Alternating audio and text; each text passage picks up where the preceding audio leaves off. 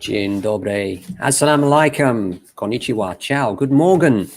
Bonjour. Good morning, good morning, good morning. This is Ken at 10. How are you doing? I hope you're having a good day. It's Friday. Yes. Love a Friday. My favorite day of the week, as many of you will know if you're regular watchers. If you haven't been here before, thanks for coming. If you're coming back, then thank you so much for joining us yet again. It's Ken at 10, broadcasting every weekday from our offices in southwest London. We're estate agents, James Alexander, based in Norbury, which is situated between Streatham and Croydon. We're a Zone 3 commuter area full of lovely people.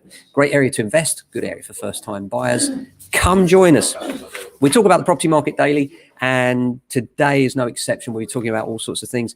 The weather here in Norbury at the moment, I am pleased to report, usually I'm telling you that it's grey again, but actually we have bright sunshine. It's like the first day of spring here. It's absolutely phenomenal. And that's a beautiful thing. I tell you why it's a beautiful thing, because when the sun comes out, people view houses, and we love that. And Friday is a really busy day for us because most people view houses of a weekend, Saturday being the peak time we find locally. And so Fridays are where we fight the good fight, ring everybody that's potentially looking for a house, see if they're looking, what they're looking at, if we can convince them to look at houses that we've got on the market and why. It's not just a question of mudslinging. Finding out why they're moving, what they're about, and understanding people is a big part of what we do. And so looking forward to a busy day on that. As far as the stamp duty is concerned, as you know, some very interesting news on that. I mean, I'll read out our press release. The government is preparing to extend the stamp duty holiday to maintain momentum in the housing market. The new extension will last for 3 months until the end of June. This is according to the Times, but widely reported across all media. I mean, literally everybody's repeating this as like an echo chamber. It makes me think that the government have leaked it. So I think it's likely to happen.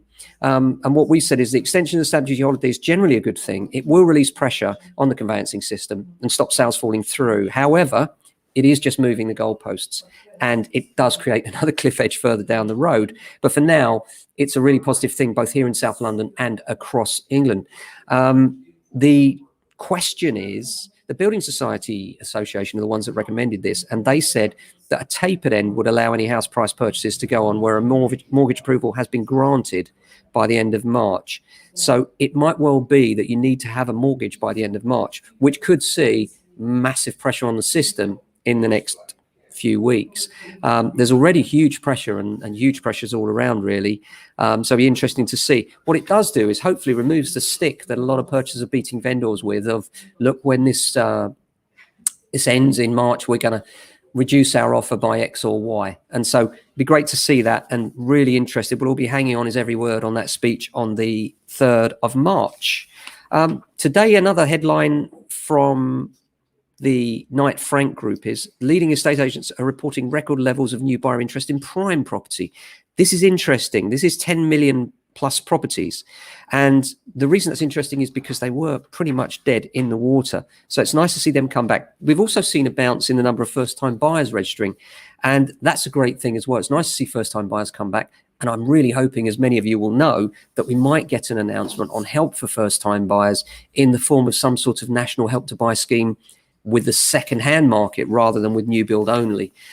We know that the government loves its builders, its big builders, which seem to be in its pockets, and therefore they always seem to do something to incentivize people to buy new homes, which is great. But to be honest, new homes sell anyway. We don't need incentives for new homes. What we need is the second-hand market, the average first-time buyer that can't afford a brand new home, to be able to get that 95% mortgage like we used to be able to do. And that, my friends, will fire on the market in a way that we haven't seen for many years, because the real gap at the moment is people are buying houses in the middle by letting out their own, and some people can't afford to do that. So if you release the first-time buyer, what you do is release the person trapped in the flat that can't move, and thereby release the whole of the chain upwards. And that then would equalize the market, where at the moment what we've got is a whole concentration around the sort of $500,000 mark where people are trying to maximize that stamp duty benefit. What we want to see is the broader effect across the whole market, and that starts with the first-time buyer at the bottom. So I'm really hopeful, because Rishi has been smart so far, that he might come up with something for first-time buyers, which for me would actually be more exciting and more relevant for the market in general than just doing an extension of the stamp duty holiday, or even more remarkably, to actually scrap stamp duty. I've said many times, I don't expect it to happen. I would love to see it happen, because I think it would be the thing that would free the market massively. But the reason I don't expect it to happen is it's too easy for governments to collect this tax, and we need money right now. So I can't see them doing that in the short term.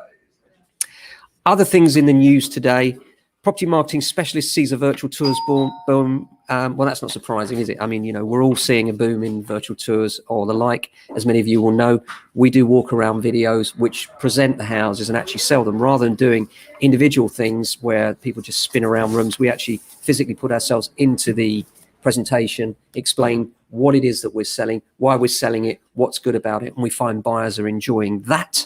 In terms of what we expect to happen over the next few weeks, remember, this could coincide quite nicely with the traditional selling season. As the sun comes out and spring comes, this is the traditional selling season. And this is why this announcement next week is so critical for the property market. Because if nothing happens, then the traditional selling season will fall flat on its face. If they extend the deadline by 3 months, then it's a question of what do you need in place in order to make that deadline. And if it's a mortgage offer, then that will restrict the numbers of people that can do it. And it will extend that cliff edge. It'll be interesting to see how they play this one. I've got a feeling there may be some sort of taper involved, but no one really knows until next week. So excited to see that. Got some anticipation around it. Apart from that, we're looking forward to a great weekend. I hope you are too. Especially today, we've got lots of viewings lined up, a few valuations and inspections in the pipeline, and offers on the table as well, which is always lovely to see, mostly around that £500,000 bracket, which seems to be our most popular price range. But it's also nice to see we've agreed a couple of flats this week, and the flats are things that have been in the doldrums, so hopefully that will continue. A few inquiries this week from freeholders looking how to structure the sale of their flats. And this is something that I go into in this week's podcast, which will be published on this channel. You'll see a link to it. One of the most important things for buyers and sellers is understanding leaseholds and the various pitfalls. And we've gone into that in some detail in this week's podcast. So do pick that up and take us with you in your car, wherever you're going. So have a fantastic day today, an even better weekend. And I'll be back on Monday with another Ken at 10. Until then, stay safe and well.